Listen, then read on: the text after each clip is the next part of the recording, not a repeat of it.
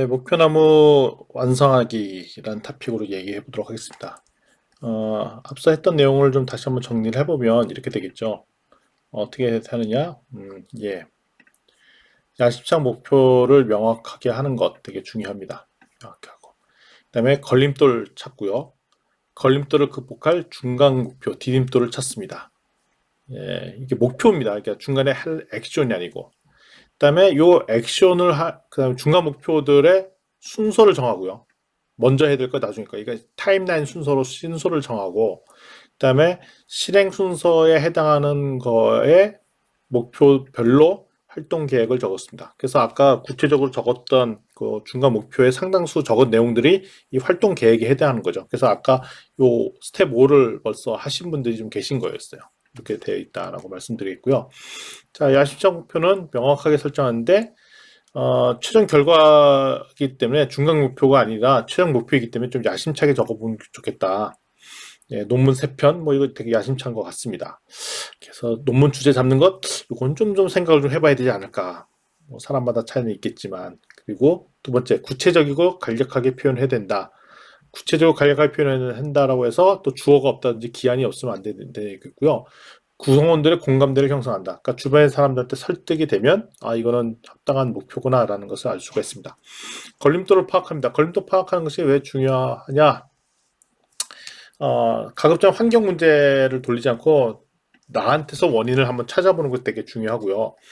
내가 요것이 안 되면은 요것이 안 되기 때문에 야심작 목표 달성하기 어렵다. 뭐 이런 취지로 얘기하시는 거 되게 좋습니다. 요걸 기반으로 이제 중간 목표 찾는 거 했죠. 그래서 중간 목표는 될 수 있으면은 상태 중심으로 적어 주시면 좋겠다는 말씀 하셨어요. 중간 목표의 실행 순서를 정하는데요. 그러니까 중간 목표도 선으로 돼야 될 게 있어요. 그래서 요 중간 목표 뭐가 먼저지? 선후 관계를 먼저 따져보겠고요. 그 사이에 뭐가 들어가냐? 아까 걸림돌이 사이에 끼어 들어가더라라는 것들을 볼 수가 있겠습니다.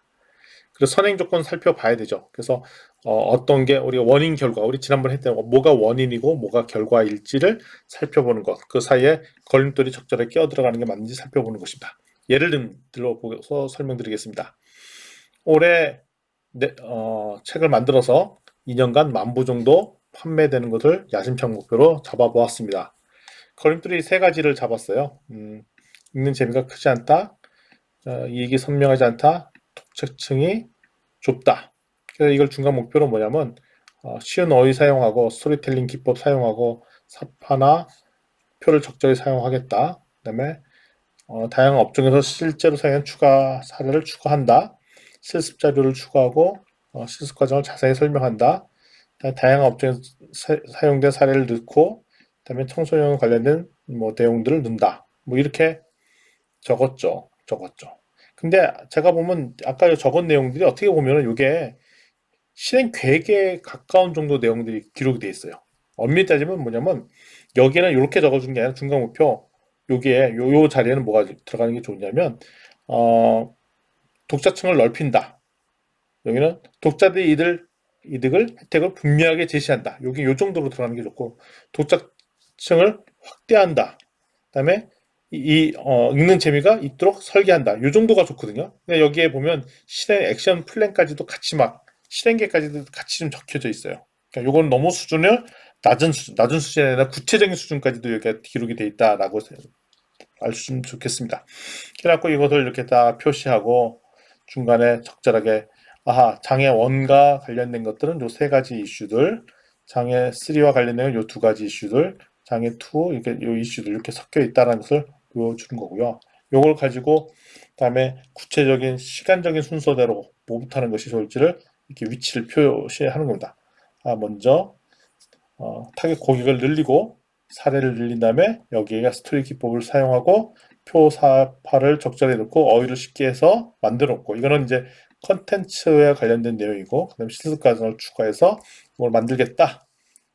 이거는 뭐 TOC FE의 한 관계자가 본인의 사례로 나왔던 거기 때문에 이게 베스트로 되게 잘 돼 있다라기보다는 이런 식으로 작성했다라고 그냥 샘플로만 이해하시면 되겠습니다. 또 이렇게도 할 수 있습니다. 2020년도에 100억대의 매출을 달성하겠다. 여기에 조건을 이제 해외 수출, 국내 점유율 넓히고 수요 측에 매달린 영업정책 개발하고 생산 능력 늘리고 기존 투자 제품을 변경하고 신제품 개발에 투자한다. 아까 했었던 내용들이죠. 이것도 적절하게 이제 장애용과 섞어서 이렇게 같이 배치를 하는 것입니다. 그럼 뭐가 되느냐? 이것도 순서로 하면은 처음에 해야 될 거가 이제 순서를 배치하면 신제품 개발하는 거와 공장의 생산 능력을 확충하는 게 맨 밑단이고, 그다음에 요걸 기반으로 수요 측에 매달리는 영업정책 개발하고, 그다음에 시장 점유율 높이고, 시장 점유율을 국내와 해외과 같이 늘리고, 그다음에 배역도 매출한다. 뭐 이렇게 타임라인을 짜 넣는 거죠. 제 거를 말씀드릴게요. 전 작년 여름에 바디 프로필 작성했습니다. 그래서 중간에 어려운 것들이 5가지 장애가 있었죠. 뭐냐면 중간에 다이어트하다 중간에 포기하고 식탐을 제어하기 어렵고 식단 관리 어렵고 규칙적으로 운동하기 어렵고 바디빌딩 운동법을 잘 모른다 이거였습니다. 거기에 대한 중간 목표 걸림돌을 해결할 그 디딤돌 역할을 이렇게 했죠. 다이어트를 중간에 포기한다. 목표는 다이어트를 생활습관으로 만든다. 이걸 제가 목표 삼았어요. 두 번째, 식탐을 줄이기 어렵다. 그래서 목표는 다이어트에 안 좋은 음식은 철저히 먹지 않는다라는 것을 이제 중간 목표로 잡았고요. 식단 관리가 어렵다. 식단 계획표를 세워서 관리한다. 이걸 중간 목표로 잡았습니다. 그다음에 규칙적으로 운동하기 어렵다. 목표로 주 5일 이상 운동한다. 이걸 목표로 잡았고요. 바디빌딩 운동법을 잘 모른다. PT 트레이너와 지속적으로 함께 운동하다. 요거를 해놓고 그다음 순서를 어떻게 잡았냐? 가장 밑단에 드는 게 식단 관리랑 운동법에 관련된 걸 하고 이 PT 트레이너와 주 5일 이상 운동하고 식단 계획을 따라서 먹는데 다이어트 안 좋은 음식을 먹지 않고 그다음에 요 두 가지를 섞은 다이어트 프로그램을 생활 주기를 만들고 요걸 기반으로 해서 바디 프로필을 찍는다. 이렇게 제 목표를 잡아 보았습니다. 이렇게 잡은 다음에는 구체적인 활동 계획을 잡는데 이제는 언제 누가 무엇을 어떻게 시간을 적어주는 게 중요해요. 이게 되게 중요합니다. 이 표. 아까 디딤돌 중간 목표 잡았죠. 그때 중간에 액션들을 이렇게 잡아놓고 누가 담당자가 설정되고 이걸 언제까지 하면은 1년 플레이 나오는 거죠. 그러니까 여러분들이 올해 12월 말까지 논문 3편 쓰겠다는 목표하면 이게 중간 목표들이 나오잖아요. 그럼 그때 구체적인 액션들 나오고 그러니까 요게 디테일한 아까 상세한 내용들이 들어가지고 이때 누가 어떻게 하고 그러니까 요 중간 목표 요 내용이 활동이 한 서너 개가 될 수가 있겠죠. 그러면 그때 이때 누가 담당하고 어떻게 하고 시기까지 딱 적어주면 일종의 이게 1년의 플랜들이 잡히는 거죠. 그러니까 요거대로만 하면 되는 거죠. 그러니까 1년 뒤에 논문 3편 작성하는 건 되게 어려운데 요 순서대로 한 건 한 건 하는 거는 그렇게 어렵지 않을 수 있습니다. 그러니까 우리가 일정을 스케줄을 가지고 플랜을 가지고 작성해 보자는 거죠. 그러니까 이런 거잖아요. 우리 최소한 1년 뒤에 뭐가 되려면 6개월 뒤까지는 뭐가 돼 있어야 되고 3개월 뒤까지는 뭐가 돼 있어야 되고 뭐 이런 것들을 계획성 있게 짜보자는 것이 이제 목표 나무의 계획입니다. 아무리 힘든 목표도 결국 오늘 해야 될 일들 하나하나씩 하는 게 되게 중요하다는 것을 얘기하고 있습니다. 그래서 아까 저 같은 경우도 이렇게 해봤어요. PT 트레이너와 지속적으로 운동하는 것. 그래서 어떻게 주 활동은 주 2에 3개월 PT를 받는다.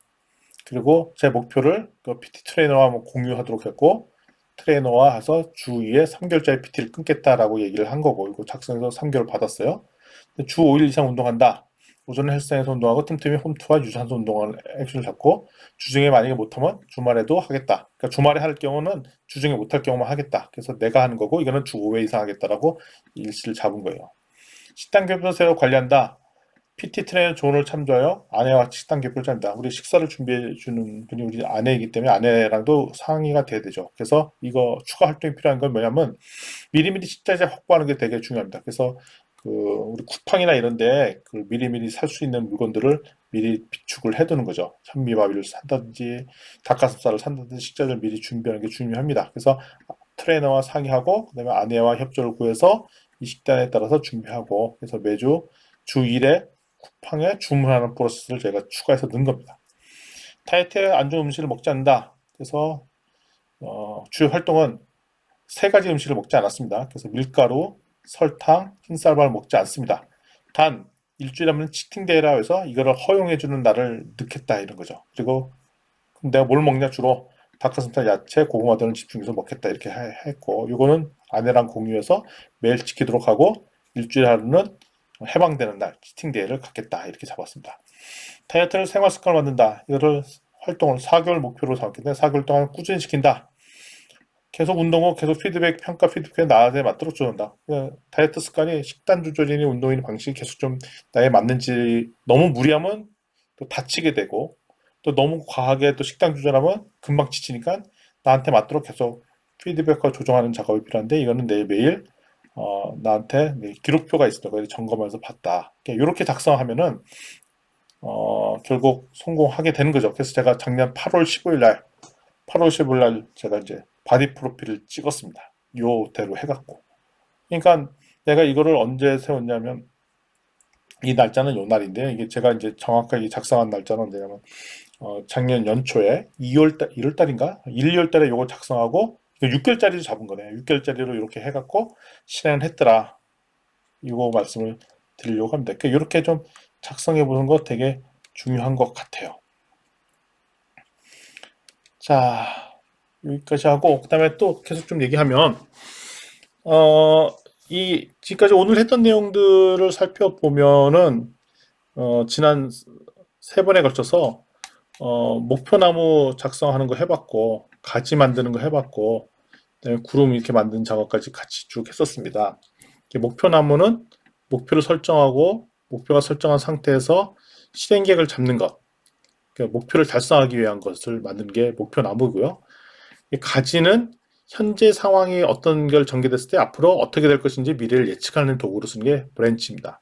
클라우드는 개인이든 아니면 상대방이든 갈등이 생겼을 때 합리적으로 해결하는 방법을 찾는 것이 이겁니다. 그래서 저희가 살펴봤던 이 세 가지 트리, 브랜치, 클라우드 이 세 가지만 있으면 소위 말하면 문제 해결은 다 끝난다. 우리 계속 봤던 사례가 이제 고등학생인 딸이 종강 파티 모임에 갈 때 12시에 개강할 계획이지만 아버지는 10시까지 오라고 하는 이 사례를 갖고 얘기했잖아요. 그래서 이걸 클라우드로 풀 수 있겠죠. 그래서 아빠와 딸의 갈등으로도 풀 수도 있습니다. 클라우드로.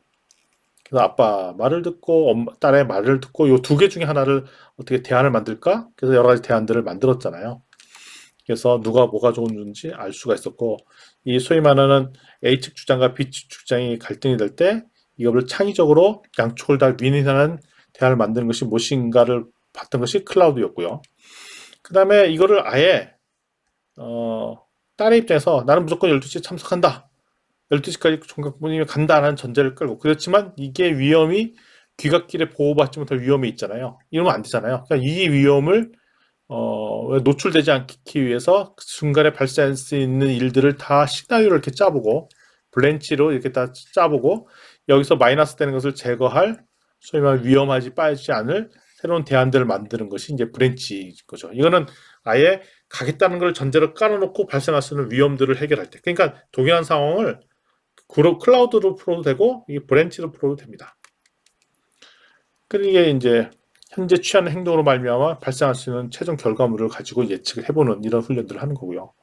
목표나무는 뭐냐면 나는 그냥 12시까지 즐긴다. 그 사이에 즐기기 위해서 발생할 수 있는 중간의 목표. 아버지 나 데리러 부탁해야지. 그다음에 그 사이에 아버지한테 데리러 부탁하기 전에 이게 다까지 나와 있는 거죠.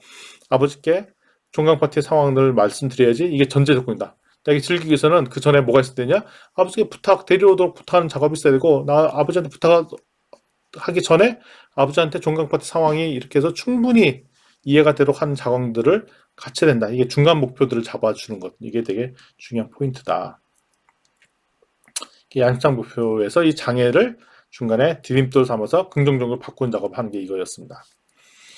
자, 지금까지 했던 내용들 쭉 살펴보면 이게 다 제약을 찾는 거에 초점 맞췄어요. 갈등도 제약이고, 그러니까 클라우드도 갈등이고, 브랜치는 현재 있었던 상황들이 부정적으로 갈 수 있는 제약 조건들이고, 오늘 했던 타겟 트리는 내가 성취하고 싶은 목표가 있는데 목표를 달성치 못하게는 소위 말하는 장애물, 제약 요인, 그 걸림돌이 무엇인가를 찾는 것이 이 제약 이론의 핵심인데요.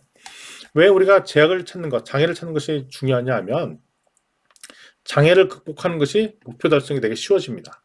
그러니까 모든 것이 다 혁신적으로 좋아지려면 잘 되는 것도 더 잘 되게 하는 것이 아니라 핵심은 내가 잘 못하는 것에 초점 맞춰서 그것을 극복하는 것에 초점 맞추는 것이 더 빠르다는 것입니다. 그리고 요거 할 때는 될 수 있으면 다양한 아이디어를 발산하고 그걸 정리하는 수렴하는 과정. 그리고 어떨 때는 야심찬 목표를 잡으라고 했으면 과잉 목표가 될 수도 있어요. 그러면 과잉 목표를 잡았으면 그걸 여러 가지 그 제약 조건을 살펴보면서 이게 과잉 목표인지 아닌지에 따라 좀 조절하기도 하고 또 과소 목표도 잡을 수 있습니다. 아, 이거는 그냥 냅둬도 되는 거야. 그럼 너무 노력을 안 한 거잖아요. 그럼 뭘 할 수 있냐? 별로 장애물이 없어. 그러면 과소 목표인 거죠. 그래서 과잉 목표는 너무 실행 의지가 중간에 실패할 가능성이 높으니까 실행 의지를 약화시킬 수도 있고 너무 목표가 낮으면 게으르게 만드는 요인들도 있습니다. 그래서 이런 내용들, 장애물들을 보면서 도전적인 수준의 목표를 설정하는 것이 되게 중요합니다. 그래서 1년에 한 번씩 특별히 올해 연초에는 올해 말까지 내가 요런 것들을 달성해야지 라고 하는 몇 가지를 정해보는 거 되게 좋은 것 같아요. 그러면 내가 2021년도 연말이 되었을 때 1년을 뒤돌아봤더니 내가 이러이러한 성과물들이 있었네 라는 그 결과물을 보는 것은 되게 의미 있는 것 같더라고요. 예.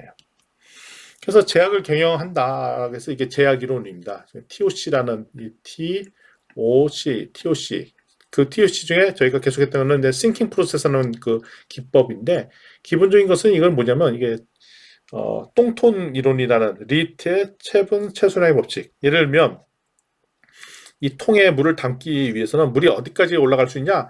제일 낮게 널판지가 있는 여기까지밖에 안 된다는 겁니다. 다른 데 이렇게 높게 설정돼 있어도 아무 의미 없고 제일 낮게 설정되는 것 때문에 물을 담을 여기까지밖에 못 담는다는 거죠. 그래서 제약 이론의 핵심은 내가 갖고 있던 여러 가지 자원들 중에 가장 약점으로 생각하는 요 부분을 집중 관리한다라는 게 제약 이론의 핵심입니다. 그래서 모든 것을 다 잘하는 게 중요하죠. 근데 우리 시간도 부족하고 자원도 부족하잖아요. 그래서 내가 목표를 이루는데 가장 발목을 잡는 그거에 집중해서 먼저 해결하는 것. 그래서 모든 것을 다 열심히 하지 않아도 목표를 충분히 달성할 수 있다라는 것이 이제 제약 이론의 핵심입니다. 물론 이제 이것이 해결되면 다음에 제약이 다른 데 옮겨가잖아요. 그럼 그 다음 번 걸 또 해결하는 것입니다.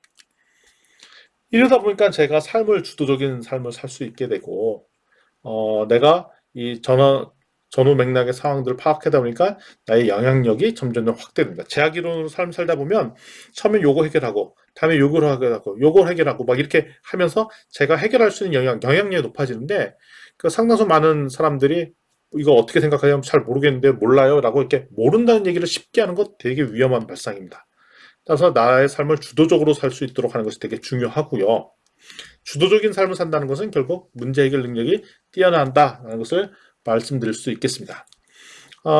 이게 이제 그 브랜치, 그러니까 현업에서는 이렇게 CRT라고 해서 현재 상황의 그림들을 이렇게 다 그립니다. 그래서 내가 갖고 있는 일하고 있는 분야를 이렇게 그 트리 구조로 이렇게 정리할 수 있다면 벌써 내 인생을 내가 하고 있는 업무 파악에 대해서 이해도가 높다는 것을 알 수가 있겠죠. 그래서 결국 리더가 된다는 것은 조직을 움직이는 효과인데 누구나 리더가 될 수 있냐? 리더 되는 것은 생각보다 어렵지 않다라고 이제 TOC에서는 얘기합니다. 그러니까 리더는 뭐냐면 모든 자체를 다 갖추지 않아도 리더가 될 수 있다. 그러니까 리더의 핵심은 뭐냐면 명확한 사고를 하는 것. 첫 번째, 조직에 개인적으로 야심한 목표를 제시해 주는 것. 그러니까 우리 같이 이제 교육하는 스터디 멤버 연구원 있으면 그러면 계속 야심찬 목표를 제시해 주는 것. 이거 되게 중요합니다. 그러면 야심찬 목표를 학생들이나 우리 같이 연구원들이 실패할 가능성이 있잖아요. 근데 그게 뭐냐면 다 장애 요인들이거든요. 장애 요인. 그러면 이 장애 요인들을 깨우쳐지고 장애 요인들 이것을 걸림돌이나 디딤돌로 바꿀수록 제시를 자꾸 해주는 것. 그리고 도와서 협력으로 이거 해결할 수 있는 것. 그러면서 문제를 찾아서 이걸 할 수 있도록 해주는 것. 이게 되게 중요한 것이다. 그러니까 충만한 삶을 살기 위해서는 첫 번째 출발점이 어떻게냐면 상황 파악을 정확하게 명확하게 생각하는 것, 논리적으로 사고하는 것. 이걸 기반으로 해서 장애 요인을 극복할 수 있는 격려하는 것, 더 많은 기회를 계속 제공해 주는 것. 이걸 혼자 하기 힘드니까 그 관계된 사람이 협력해서 일을 할 수 있도록 도와주는 것. 이런 것들을 하면은 더 많은 기회를 주고 그다음에 협력해서 하니까 실패 요인들을 자꾸 해결하죠. 그러니까 작은아마 의미 있는 성공을 자주 걷게 되면 이것이 축적되고 하면은 성공적인 삶을 살 수 있을 것이다라는 것이 이제 엘리 골드랩 박사가 초이스라는 책에서 주장했던 내용들입니다. 그래서 우리가 명확하게 사고를 해야 되잖아요. 명확하게 사고를 하기 위해서 우리 세 가지 훈련, 목표 설정을 하고 목표에 따라 추진하는 훈련을 하는 것, 그리고 현재 일어났던 일을 기반으로 해서 어떤 문제가 발생할 것인지를 예상하는 능력, 그리고 갈등이 있을 때 갈등을 구름으로 푸는 능력, 이것이 되게 중요하다라는 얘기를 말씀을 드렸어요.